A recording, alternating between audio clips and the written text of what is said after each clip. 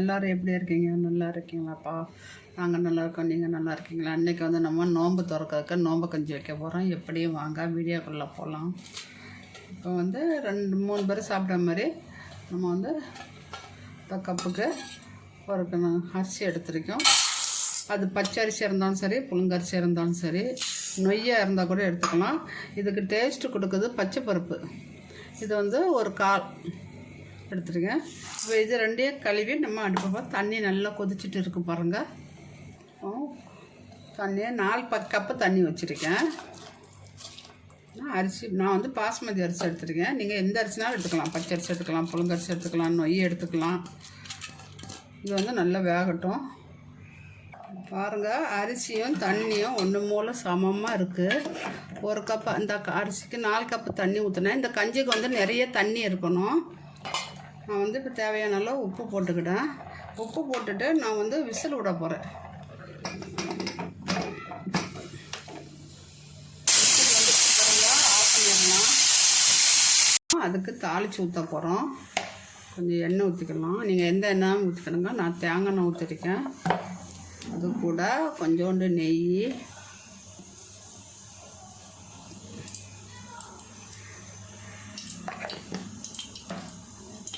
வெங்காயம் போட்டுடலாம். கொஞ்சோண்டு தான் வெங்காயம் போடணும், நிறைய போடக்கூடாது. ஒரு பச்சை மிளகா, 1 ஸ்பூன் இஞ்சி பூண்டு,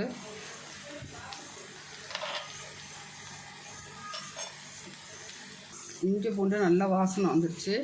தக்காளி, பச்சை பட்டாணி, கேரட்டு, பீன்ஸு எல்லாம் போட்டு நல்லா வதக்கலாம். நல்லா வாசனையாக இருக்குங்க. நம்ம பள்ளி வாசலில் செய்கிற மாதிரியே இருக்கும். அவ்வளோ நாள் பள்ளி வாசல் தான் வாங்கிட்டு இருந்தோம். நீ வீடியோ போடணும்னு சொல்லிக்கிட்டு வீட்டிலே எடுக்கிறேன். இந்த காய்க்கு மட்டும் நம்ம உப்பு போட்டுக்கலாம். இப்போ இதிலே மஞ்சத்தூள் இல்லாமலே வைக்கலாம். நல்ல டேஸ்ட்டாக தான் இருக்கும். நம்ம கலர்ஃபுல்லாக இருக்கிறதுக்காக நம்ம மஞ்சத்தூள் போடுவோம். நல்லா வதக்கும். வாசனை வர அந்த இஞ்சி பூண்டு நல்லா வாசனை வரணும். வெறும் மிளகாத்தூள் நான் ஒரு பச்சை மிளகா போட்டனால கம்மியாக போடுறேன். நோம்பு பிடிச்சவங்களுக்குலாம் ரொம்ப காரம் சாப்பிட்டா வயிறு வலிக்கும். நீங்கள் வீட்டுக்கு சாதாரணமாக வைக்கிறதா இருந்தால் நல்லா காரம் போட்டுக்கிடுங்க. அப்புறம் மட்டன் மசாலா போட்டுக்கலாம். கரம் மசாலா இருந்தால் கூட போட்டுக்கலாம். நீங்கள் ஒரு 1/2 ஸ்பூன் போட்டுக்கிடுங்க.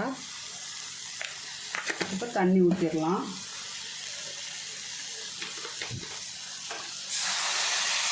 வேகட்டும்.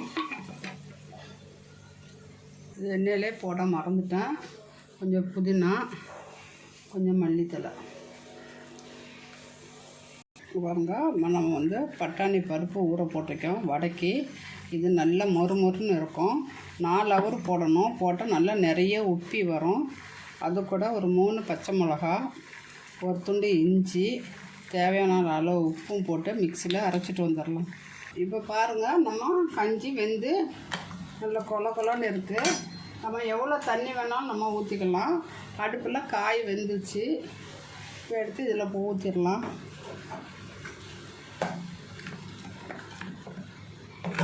ஊற்றிக்கிட்டு நல்லா கரைச்சி விட்டுடலாம். இப்போ அடுப்பில் வச்சிடலாம். இப்போ கஞ்சி பார்த்திங்கன்னா நம்ம மற்ற வீட்டில் கஞ்சி வைப்போம்ல, அதே மாதிரி தான் 100 கிராம் அரிசியும் 50 கிராம் பச்சை பருப்பும் போட்டோம். கஞ்சி பார்த்திங்களா எவ்வளோ இருக்குது பார்த்திங்களா? சூப்பராக இருக்குங்க. சீக்கிரமாகவும் செஞ்சிடலாம். நீங்கள் இன்னும் கூட நல்ல நொய் இருந்ததுன்னா இன்னும் சீக்கிரம் வந்துடும். நீங்கள் குக்கர்லேயே போட வேண்டாம். சூப்பரான நோம்பு கஞ்சியை ரெடியாக வச்சுங்க. வைக்கிற வேண்டிதான். பாருங்கள், சிம்மில் வச்சு